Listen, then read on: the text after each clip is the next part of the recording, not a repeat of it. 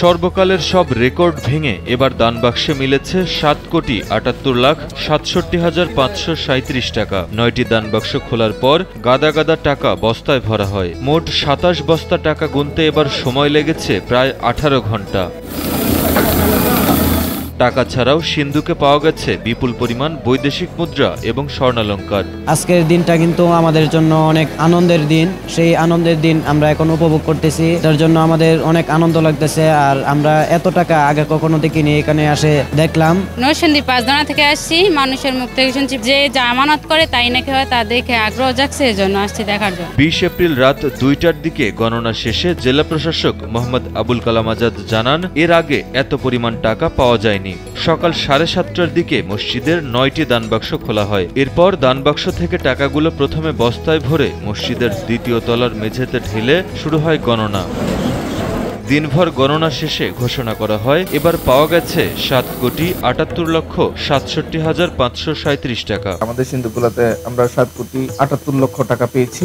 ৪ মাস ১০ দিন অর্থাৎ ১৩০ দিন পর ২০ এপ্রিল কিশোরগঞ্জের ঐতিহাসিক পাগলা মসজিদের ৯টি দানবাক্স খোলা হয়। কিশোরগঞ্জ জেলার ঐতিহাসিক পাগলা মসজিদের আমরা 9টি দানবাক্স ৪ মাস ১০ দিন করে আজকে খুলেছি। প্রায় ২৭ বস্তা টাকা এখানে হয়েছে। কিশোরগঞ্জ জেলা প্রশাসক, পাগলা মসজিদ পরিচালনা কমিটির সভাপতি মোহাম্মদ আবুল কালাম আজাদ এবং পুলিশ সুপার মোহাম্মদ রাসেল শেখের তত্ত্বাবধানে সিন্দুকগুলো খোলা হয়। এ সময় দানবাক্স খোলা উপকমিটির আহ্বায়ক সহ কয়েকজন নির্বাহী ম্যাজিস্ট্রেট উপস্থিত ছিলেন। জেলা প্রশাসক মহোদয় মোহাম্মদ আবুল কালাম আজাদ ও পুলিশ সুপার শেখ রাসেল ও অতিরিক্ত জেলা ম্যাজিস্ট্রেট কাজী মহুয়া, ওনাদের নেতৃত্বে সিন্ধুকোলা কাজ আরম্ভ হয়।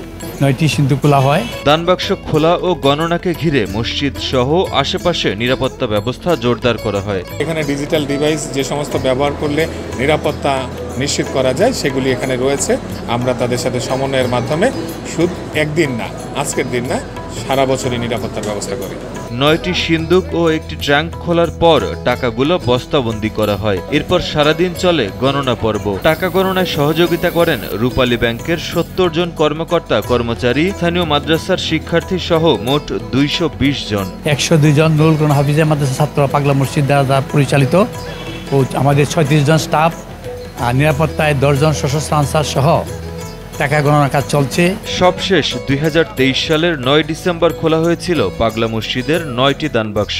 তখন ৬,৩২,৫১,৪২৩ টাকা পাওয়া যায়। দানের টাকার পরিমাণ দিন দিন বেড়েই চলেছে। আমরা অধীর আগ্রহে থাকি কখন দান বাক্সগুলো হবে।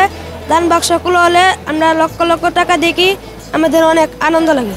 স্থানীয়রা জানায়, কেবল মুসলমানই নয়, বিভিন্ন সম্প্রদায়ের মানুষ এ মসজিদে দান করে থাকেন। এখানে দান করলে মনোবাসনা পূরণ হয় এমন বিশ্বাস থেকেই তারা ছুটে আসেন পাগলা মসজিদে। দান করেন মোটা অঙ্কের টাকা। দিনে তো বটেই, রাতের আধারেও অনেকে গোপনে এসে দান করেন মসজিদের দানবাক্সে। টাকার পাশাপাশি বিদেশি মুদ্রা, স্বর্ণালঙ্কার ছাড়াও হাঁস মুরগি, গরু ছাগলও প্রতিনিয়ত দান করেন অনেকেই। মুসলমান, হিন্দু, এই খ্রিস্টান, বৌদ্ধ অনেক ভাইয়েরা আসে দান করে, গভীর রাত্রেও দান করে। আমরা এখানে সিকিউরিটি গার্ড হিসেবে তারা অনেক সহযোগিতা করি। পাগলা মসজিদ নাম শুনছি, মানুষই যেটা করে তাই যে কোনো মানুষই করলে মানুষই মনে করেন ফল হয়।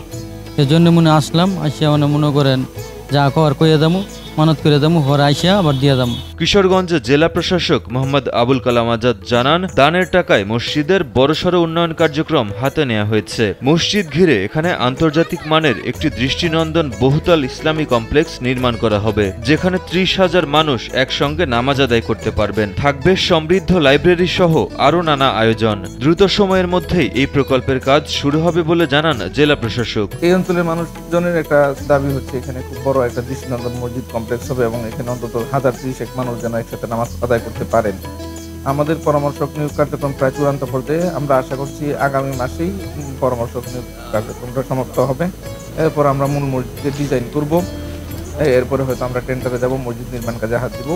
আমাদের কাছে যে পরিমাণ অর্থ রয়েছে সেটা দিয়ে আমরা কাজ শুরু করতে পারবো। তবে কমপ্লেক্স সম্পন্ন হওয়ার মতো আর্থিক সক্ষমতা এখনো হয়নি। তা আমরা মনে করি যে এই দেশের মানুষ যেভাবে আমাদেরকে দান করছেন, তো সেইভাবে যদি অব্যাহত থাকে আমরা অচিরেই হয়তো খুব সুন্দর দৃষ্টিনন্দন একটা মসজিদ কমপ্লেক্স এখানে নির্মাণ করতে পারবো।